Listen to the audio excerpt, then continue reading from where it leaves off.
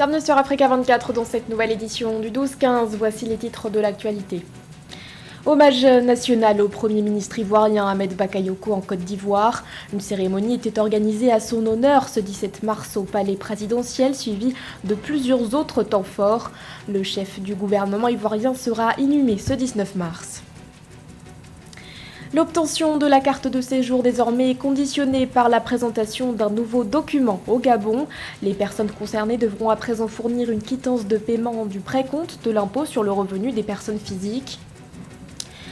Et puis les ambitions du Rwanda dans le domaine de la santé. Le pays ambitionne de faire du King Faisal Hospital un centre régional d'excellence en matière de soins. Les détails à suivre dans ce journal. Mais tout d'abord, le décès du président de la Tanzanie, John Magufuli. Le chef de l'État tanzanien s'est éteint ce 17 mars à l'âge de 61 ans à l'hôpital Emilio Mzena de Dar es Salaam. Information délivrée par la vice-présidente Samia Suluhu Hassan à la télévision. Son décès intervient alors qu'un bon nombre de rumeurs circulaient sur son absence inexpliquée.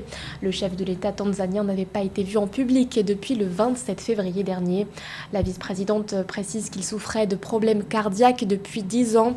Surnommé le bulldozer, le président John Magufuli est arrivé à la tête de la Tanzanie en 2015. La Côte d'Ivoire rendait hommage à son Premier ministre Ahmed Bakayoko ce 17 mars, une journée marquée par plusieurs temps forts avec notamment la tenue d'une cérémonie au palais présidentiel. Ahmed Bakayoko, décédé le 10 mars dernier des suites d'un cancer, sera ensuite inhumé ce 19 mars. Retour sur cette journée d'hommage avec notre correspondant Ange Bijouno-Megno. Ce mercredi 17 mars 2021, l'émotion était vive à la présidence de la République. La nation ivoirienne a rendu un dernier hommage à son défunt Premier ministre Ahmed Bakayoko. Elle était accompagnée dans cet acte par des personnalités venues de différents horizons. Quand venait le moment des discours, tout le monde se rappelait alors des temps forts passés avec l'illustre disparu. Ahmed Bakayoko était un homme ouvert et humble. Malgré son ancrage politique au RDR, puis au RHDP, il transcendait les clivages politiques et parlait avec tout le monde, quel que soit le bord politique. Ahmed Bakayoko transcendait les clivages ethniques et régionaux. Marié à une femme du Sud, ressortissant de Séguéla, il avait des amis et collaborateurs dans toutes les régions de notre pays. On aurait pu se limiter à son aura politique en sa qualité de Premier ministre et sa proximité avec les gouvernants de ce monde. Mais que non. Ahmed Bakayoko, c'est aussi les artistes nationaux et internationaux, les amis, les associations, les sportifs de haut niveau, tous les sportifs, les journalistes, mais également Ahmed, c'était la veuve, l'orphelin, les jeunes, les personnes âgées, et surtout toi, l'anonyme, qu'il a tant aimé. Après les discours, place aux actes symboliques. L'ex-premier ministre Ahmed Bakayoko a été élevé à la dignité de Grand Croix de l'Ordre national. Une récompense à titre posthume de tous les services rendus à la nation ivoirienne.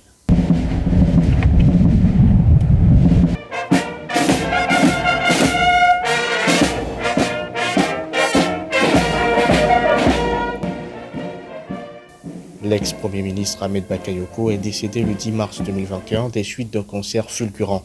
Sa dépouille sera acheminée vers Séguéla, sa région natale, pour un enterrement. Dans l'actualité également, l'appel à la manifestation de succès Masra au Tchad.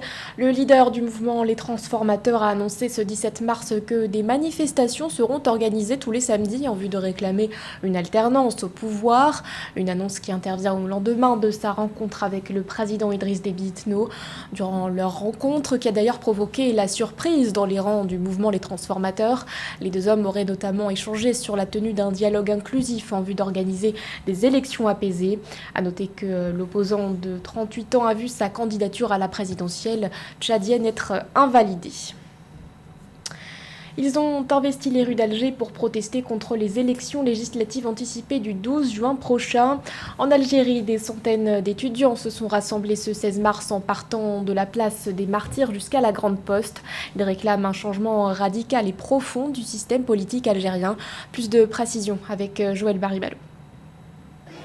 en Algérie. Ils étaient plus d'1 millier à manifester le 16 mars 2021 contre l'annonce d'élections législatives anticipées le 12 juin 2021. Masques au visage, drapeau national, pancartes et affiches en main, des étudiants qui font partie du Hirak, le mouvement de contestation pro-démocratie, ont une fois de plus assombri les rues d'Alger pour revendiquer l'instauration de la liberté et de la démocratie en Algérie. Pour le gouvernement, anticiper sur les élections permettra de rétablir la paix en Algérie et d'ouvrir les portes du gouvernement à la jeunesse. Les Algériens, surtout, ont le sentiment que toutes les revendications n'ont pas été véritablement satisfaites, d'où ce mécontentement, d'où cette volonté de protester dans les rues d'Alger pour qu'ils soient entendus. Cette manifestation, qui s'inscrit contre le président Tebboune et sa feuille de route, vise à faire entendre la voix du peuple. Sur les pancartes, on pouvait lire « État civil et non militaire, liberté aux détenus ». Des mots qui, selon la presse locale, traduisent le désespoir des Algériens qui appellent à un changement radical du régime en place dirigé par le chef d'État Abdelmajid Tebboune. Une espèce d'autisme complet, le pouvoir mène complètement sa feuille de route, c'est-à-dire que sans le vouloir s'attarder sur ses freins, ou en tout cas ses manifestations, et on sent le divorce profond de la population avec sa classe politique.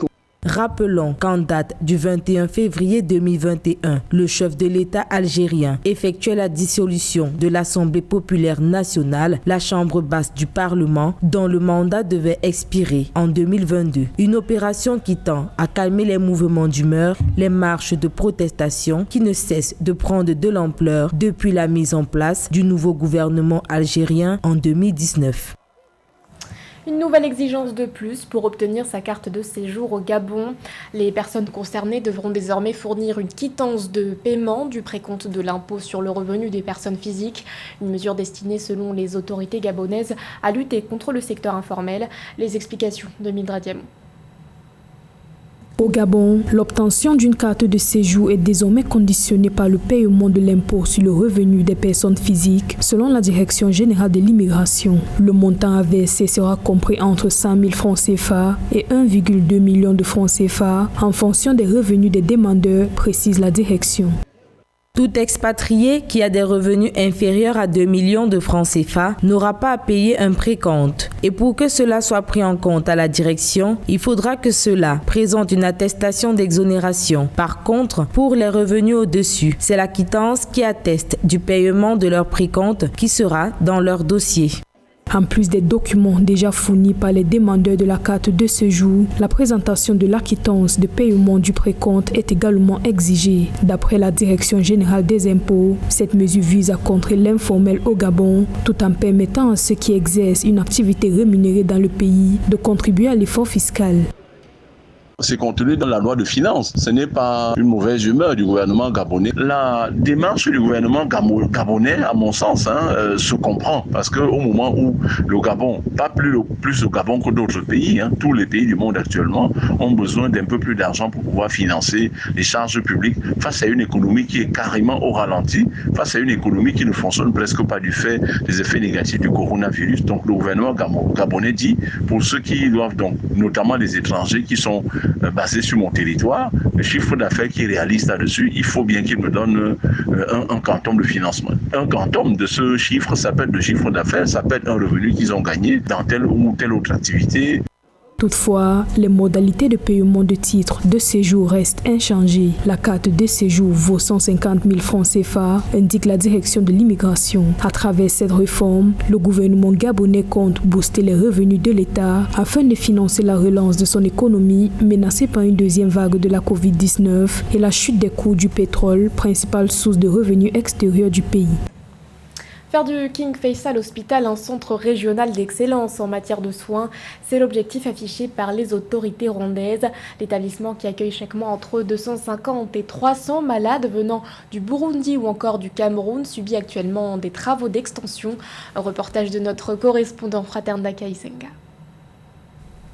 C'est l'une des plus grandes installations hospitalières du pays des 1000 collines. L'hôpital du roi Faisal est en pleine expansion. Lors de sa dernière visite au Rwanda, la secrétaire générale de l'Organisation internationale de la francophonie y a fait le tour, en partie pour voir où en sont les travaux d'expansion qui vont faire de cet hôpital un centre régional d'excellence médicale, selon ses responsables.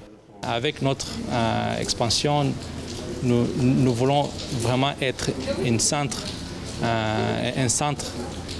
régional, surtout dans les spécialités chirurgicales complexes, cardiologie, mais aussi gastro-entérologie. Et nous avons aussi dans notre plan stratégique 2020-2025, nous voulons déjà commencer les services de transplantation rénale au début.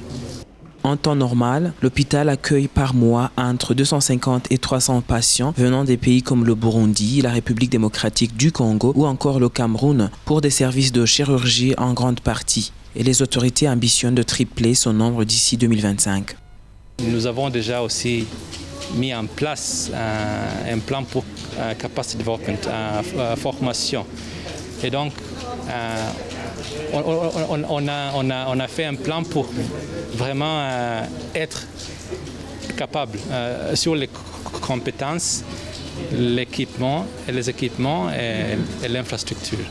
Le tourisme médical est l'un des secteurs dans lequel le Rwanda a commencé à injecter des investissements en espérant des retours. Dans le cas de l'hôpital du roi Faisal, c'est une enveloppe de 20 millions de dollars qui aura été nécessaire pour compléter la première phase d'expansion. Il a récemment été élu à la tête de la Confédération africaine de football. Le Sud-Africain Patrice Motsepe tenait une conférence de presse ce 16 mars, conférence durant laquelle il a présenté les grandes lignes directrices de son programme. Quelles sont-elles? Élément de réponse avec Marie-Raphaël Antolo. L'Afrique a accueilli une nouvelle entité sportive de football le 12 mars 2021. Choisi pour porter le flambeau du football africain de l'avant, le Sud-Africain Patrice Motsepe, nouveau président de la Confédération africaine de football, a présenté son plan d'action au cours d'une conférence tenue le 16 mars 2021 en Afrique du Sud. Dans la même lignée, il a aussi présenté les projets à court et long terme à réaliser pour un meilleur développement du football africain au cours de son mandat. There's a lot of global interest in terms of. Il y a un intérêt global porté sur les plans que nous sommes en train d'implémenter. Nous avons des objectifs à long terme à réaliser et je n'ai aucun doute que la plupart prendront effet. Selon le nouveau président de la CAF, l'Afrique a besoin de sagesse collective, mais aussi du talent et du travail exceptionnel vis-à-vis de chaque président d'association membre et de chaque nation membre de la Confédération. Ainsi, le maillon essentiel pour l'évolution du football africain est un travail acharné de tous les acteurs concernés par ce domaine sportif dans le continent, a-t-il précisé. We are all passionate about football, absolutely passionate. We should not fool ourselves. Money is important. We need money to pay. Nous sommes tous passionnés de football. Nous ne devons cependant pas nous leurrer, car nous avons besoin d'argent pour maintenir les meilleurs joueurs africains en Afrique. Les efforts apportés dans ce sens sont déjà bons, mais ont besoin d'être renforcés. Nous devons mobiliser beaucoup plus d'argent pour tout le continent. Notons que le nouveau président de la Confédération africaine de football succède au Malgache Ahmad Ahmad à la tête de l'instance fêtière du football africain. Élu lors du 43e congrès de la CAF le 12 mars 2021, Patrice Motsepe, unique candidat en lice, remporte cette élection en raison du protocole de Rabat qui a conduit ses concurrents à retirer leur candidature au nom de l'unité africaine. Ce journal a été réalisé par l'ensemble de la rédaction. Merci de votre fidélité. L'actualité continue sur Africa 24.